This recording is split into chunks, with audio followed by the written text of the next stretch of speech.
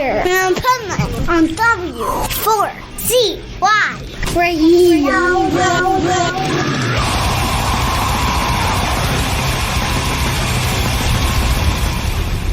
Wake up, America!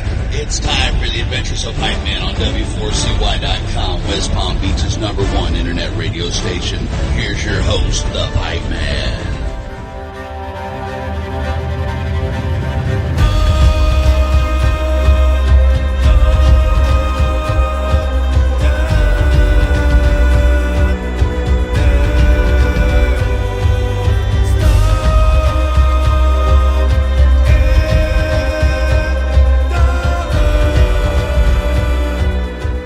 This is Pipeman here on the Adventures Pipeman W4CY Radio.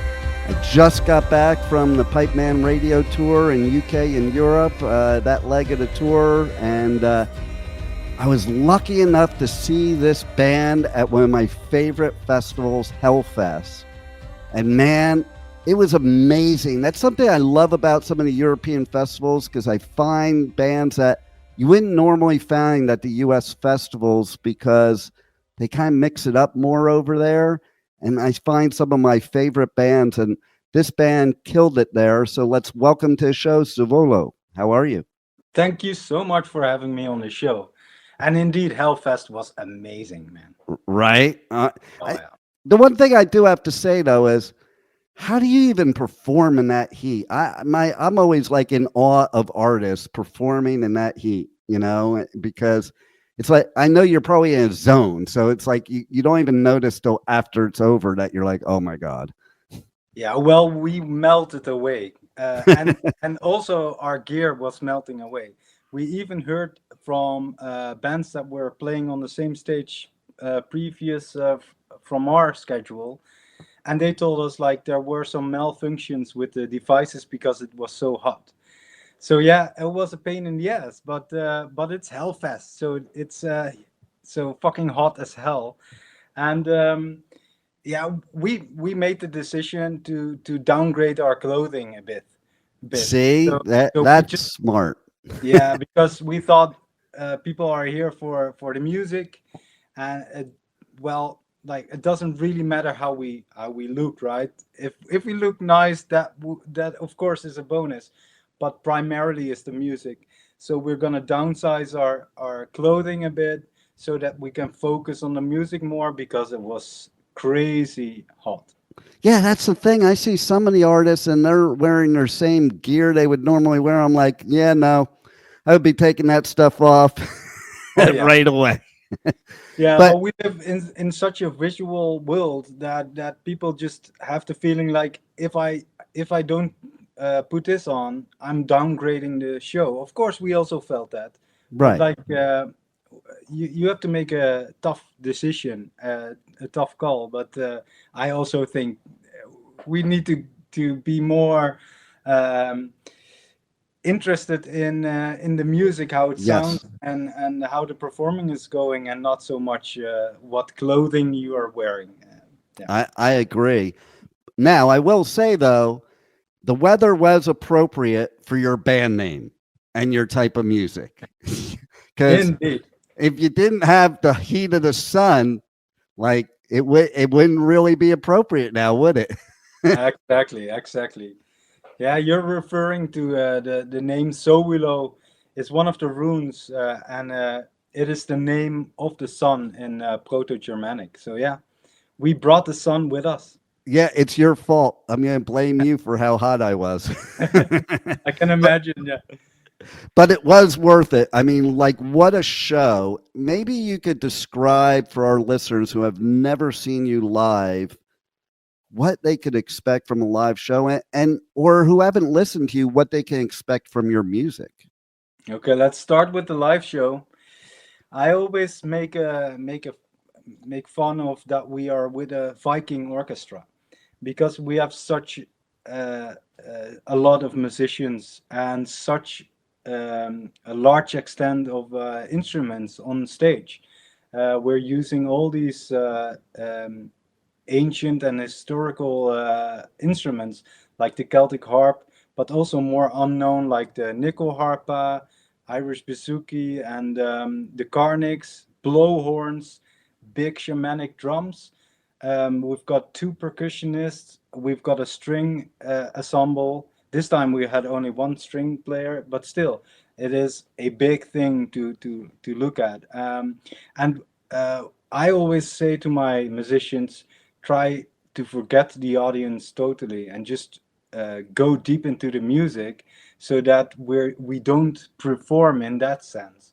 But if you go deep into the music and you really feel it, you will express it naturally, and then it forms this energy, and that gives us a show, basically. Yeah, and I love that there's a lot of bands like coming up nowadays that are starting to use unique instruments and instruments with meaning to them, because I think it's all cool, especially the percussionist stuff, because I was a percussionist. So like I like the drums, but I also love, like, some of my favorite punk bands is because they had the jungle beat, and using stuff like timpani and all these different other types of instruments that people don't even realize they're all part of percussion. They just think of the drums, but there's so many instruments. I remember just being in school and I learned about all these different instruments that I probably never would have played it had it been for, joining the orchestra and learning about percussion. Yeah, exactly. We even made some of the drums ourselves, and Nice. like the we don't have a normal drum kit. Indeed, we have a percussion kit, and it is just a selection of amazing ancient drums and frame drums and little metal bells and metal pieces, and together it forms this very unique sound palette. So yeah, it's fucking amazing to be creative with your percussion kit. Oh, no doubt about it. And so let's talk about the new album that's going to be dropping very soon. And this album probably has a lot of meaning to you because you wrote it when which is wild, both your father and stepfather passed, which, sorry for that and for it to happen at the same time. But sometimes also that's where some of the greatest music is created, in our dark times. Yeah, exactly. Thank you so much. Yeah, well, it's gonna be out on the 29th of August, and indeed, I was um, already feeling what direction the concept album was about. Um, I felt I need to take it more slow, and take it even more inwards, and I just plainly had a rough time. So I already knew, like, I'm gonna make a concept album about the night, and I'm gonna start with the moon as a lit and cyclical element. So I started with the moon songs, and then I gave form to the songs that were really about the night itself, the darkness, the blackness, the stillness. And in that period, actually, first my stepfather was diagnosed with cancer, and he Ugh, died in a couple of months. wow. And I took that grief, and of course, it gave me songs that needed to be told, and created, um, giving that grief a channel. And of course, it's really universal. Everybody understands grief, Mm-hmm. and so I was writing that those songs, and still more like a symbolic level, death and the night. And then after a couple of months, my biological father also was diagnosed with cancer, and it was also a quick death for him in a Ay, couple of weeks or months. And being a musician gives you, being a self-employed musician, it gives you the possibility to put everything on hold and to focus on them. Mm-hmm. So I was there a lot with them, from the beginning to the end. Both of my stepfather and my father, I saw them dying, in taking their last breath. Both. It was really magical to be in the same room at that moment, and writing this album about death and the night and darkness and grieving and the dark periods in life. So it was really, really magical that this all was connected to each other. That is wild. I love that. That just proves to me more and more like the universe is like, it's just weird what the universe sends you. Yeah, like you can't even predict it, and you can't fight it either. It's like, it's just what happens. And then what I love about it too is, so music to the listener is some of the best therapy there is. And I like that we're focusing on how much therapy it is for the artist. Yeah, as well. Yeah. Because without that therapy for the artist, we probably don't get the therapy, and we can put our own meaning to it. But I think some of the best lyrics, the best music is written as therapy to get it out of you and help you, but then it creates something magical. Yeah. I also completely feel that. I always think about, like, what music do you need to make? What needs to be told, right? Mm-hmm. And that's always a honest and true story, not just blah blah, not making stuff up, but telling a real story. And of course that always implies a universal subject, like something that everybody experience in their life. So that is always my entrance point, like what is happening in my life, and how can I use that indeed to tell a real story, or to have therapy, to get some teachings, to go deep within and deep in those subjects. And of course, when it's all real, then the audience will feel that and resonate with it. Of course, they will not have the same details as you, but in a universal level, we're all experiencing the same things. And real being the key word, because when an artist is being real, that's when you do connect with the audience. Exactly. I also find it interesting, I don't know if this is the case for you, but I find it interesting, a lot of artists and even speakers, like I'm also a motivational speaker, there's things that I'll say on stage that I don't say to people in my life in real life, because they're stories that I would normally keep private, but when I get up on stage, they're meant to help people. So then I share them. And I've had people that knew me like my whole life that maybe went to one of my seminars and are like, oh, I didn't know that about you.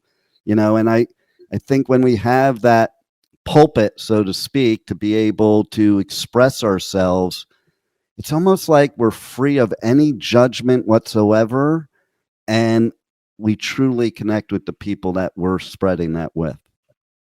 Yeah, and I think what you also experience, at least let me say, like from my point of view, I always try not to think too much. Right. So just something needs to be told. So just let go of the control freak inside you and just put it out there, what needs to be told, not what you want to tell, but what needs to be told. And then you also listen to your own words and be surprised about it.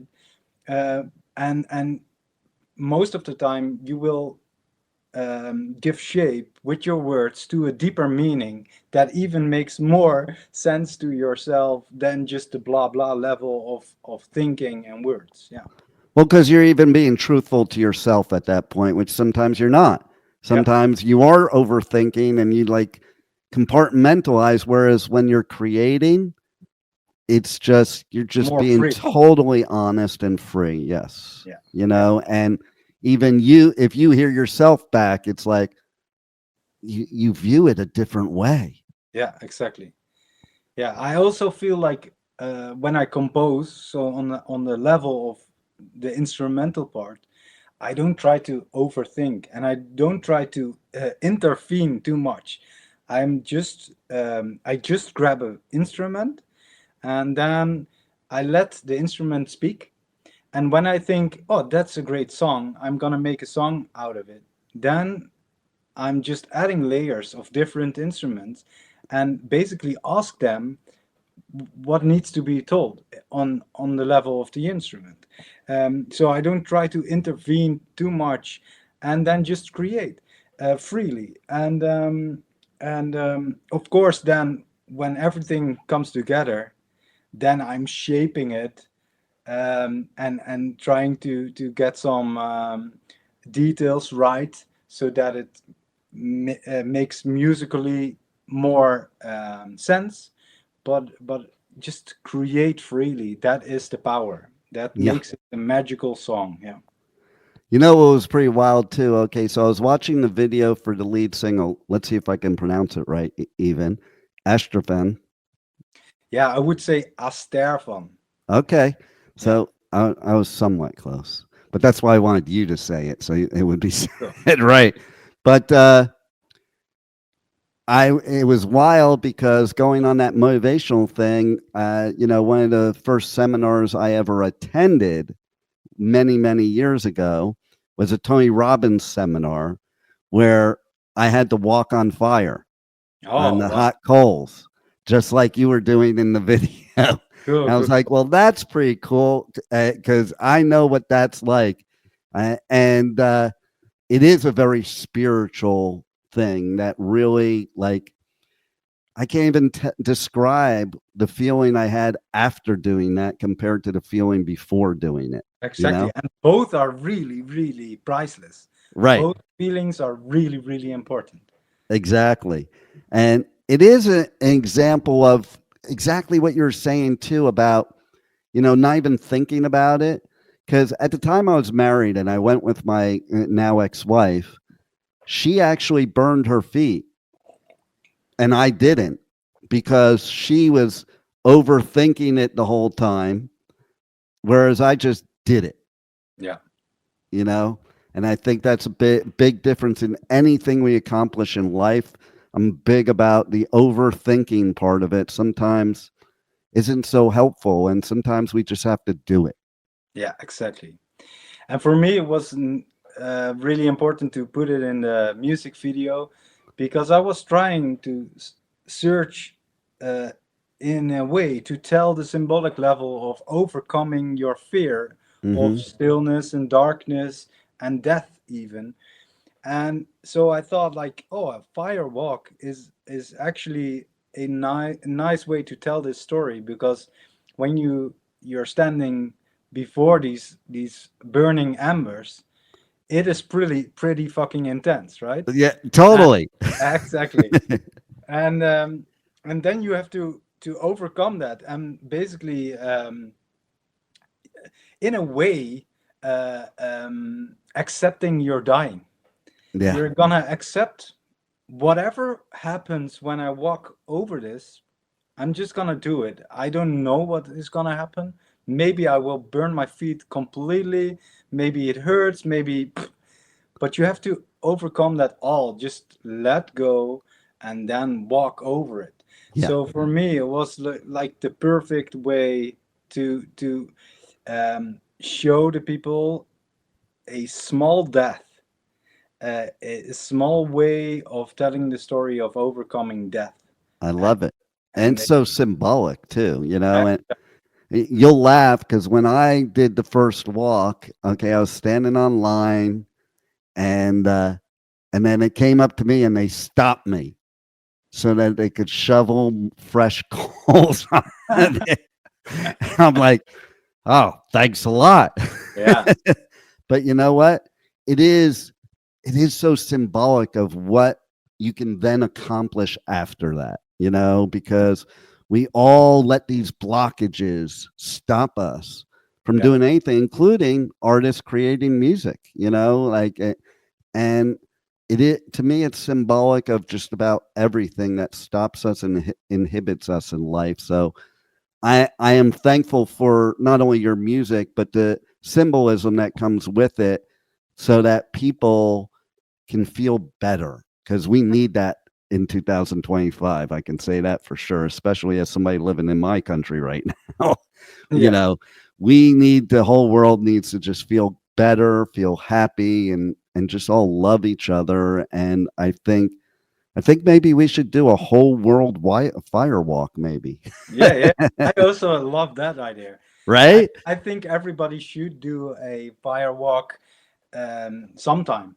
Yes. At least one time. Maybe like I did it a couple of times, because sometimes you need to remember yourself, right? Yeah.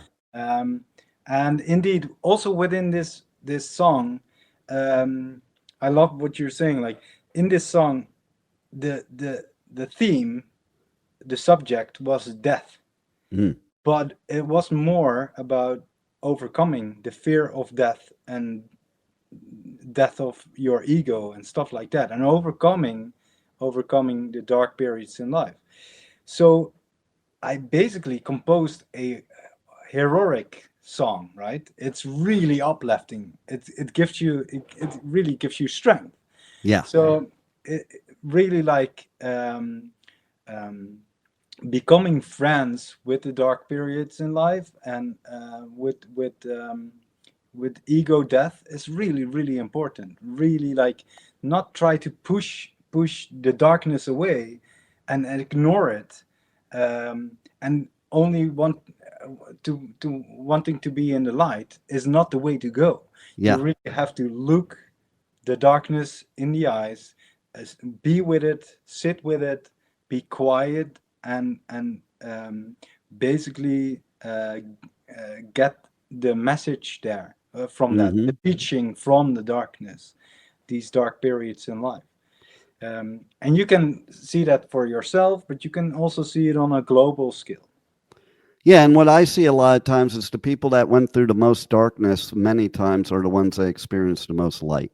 And mainly because they appreciate the light too, once you get there, and I absolutely love what you're saying, because it's so what I believe. And like, even me, I'm like, I have zero fear of dying. I have a fear of not living. And that doesn't mean not being alive. It means not living life to the fullest, because you're worried about dying. Yeah, exactly. That is the main theme, basically. Worrying and anxiety. That is the main thing. Overcome that and just really start living. What do you really want to do in life, and what do you want to bring into life, and what do you want to bring into the world? You really have to learn that in the darkness. You won't learn it in the light. You won't. No. You will never reach that point. Absolutely. So it's really, really important to step into the darkness. I love it. And so that's why the only worry I have is to make sure that people listen to this album. So tell everybody how they can connect with you guys on social media, how they can get the new album, check out your tour dates. I know you have some other festivals on the horizon too.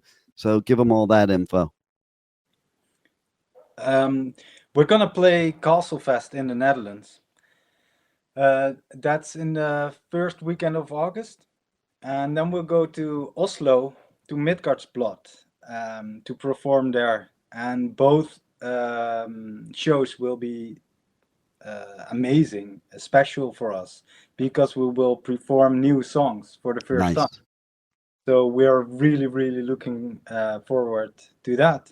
And we want to bring some elements from the music video into our performance. I hope one day I will walk on fire on the stage, but no. Oh, that would be cool. Exactly, but not this time. We're not big enough. We don't have the resources and money to do that, but it will be amazing. And yeah, like of course we're gonna promote our new music, our singles. We're gonna put another single out in just a couple of weeks, and then the complete album. So you can find us on Facebook and Instagram, and also on YouTube. Indeed, like this last music video, I'm really proud on that because it indeed tells the story so good. We worked with some amazing people. Mickey, the female singer from Sowulo, did even the color grading. So she made all the colors so perfectly fit the story of what we're trying to say in the music video. So yeah, we're really happy with that. And of course, with this album, we've got Season of Mist, the record label, helping us for the very first time to really put this, connecting this album with a lot of people. And I'm really happy they're helping me with that, because that is such a hard thing to do on your own. Yeah, totally. And they're amazing. They're one of my favorite record labels to deal with, you know, and have some of the best bands and how they promote them. So yeah, I'm happy you're on Season of Mist too. I'm also happy with that. And I totally agree. Like the most creative, avant-garde, metal and non-metal music is on Season of Mist. So I really feel I'm at the right place. You definitely are, and I was glad I was able to catch you at Hellfest, and I hope to see a lot more of you. And thanks for giving us such great music and therapy, and thanks for being on the Adventures of Pipeman. Thank you so much. It was a pleasure, man. Thank you for listening to the Adventures of Pipeman on W4CY Radio.